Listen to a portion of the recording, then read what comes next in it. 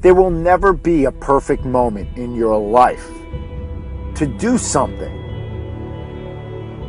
You will always come up with excuses. You will always say that the risk is too high. You will always say that now's not the time.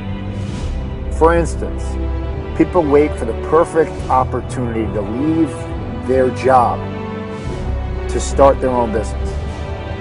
And they're like, no, I can't right now because we're in the middle of moving and I can't. Or, no, we have to send little Billy off to summer camp and now is not a good time. I can't take that risk. But when things ease up, then I'm going to put some serious thought into it. You've already put serious thought into it. You've been thinking about it for a long time, every day of your job. You haven't taken action yet. That's what you meant. You haven't taken serious action yet. And I can guarantee you that in 5 years from that conversation, we're going to be having the same conversation.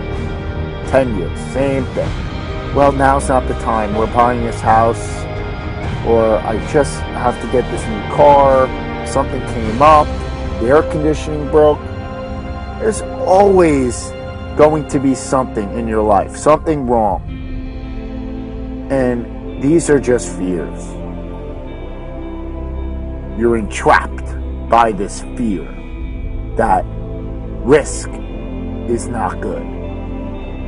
That we can be in a really bad situation if things don't work out. And I want you to walk yourself exactly down that wormhole of what is the worst thing that's going to happen to you. Explain it to me. What's going to happen? So then they'll say, well, I may have to move in a smaller place. Okay, and that's bothersome to you. Why? Well, and then they'll go on about their pride, their ego. That I can't do that.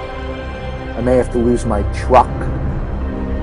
There are people without limbs, and you're afraid you're going to lose your truck.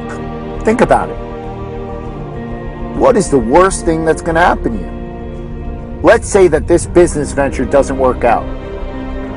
What are you going to say? What are you going to do? Can you get a job at that point? Probably at the same place you're at now, or a competitor. Probably.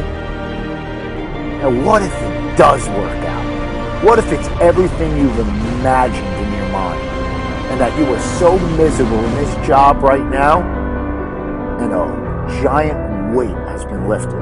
Your mind can always come up with negative after negative after negative about what could go wrong, how your situation could be worse, how that's threatening to you, when in reality, if you really go down that wormhole and really explore down to the very last why, when you remove your pride, when you remove your ego, it pulls the plug immediately.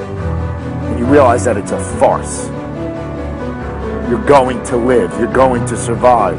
If you want to be happy, you need to take the risk. You need to do something.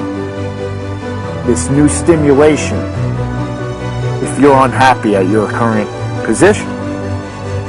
And the only way to do that is through action.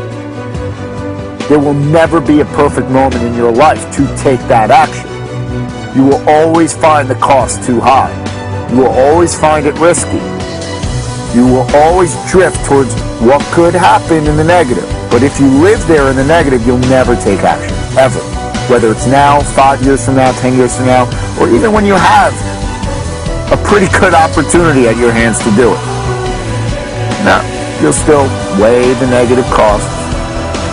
And that'll be too overwhelming for you in terms of energy, effort, the what-ifs, the time, the investment.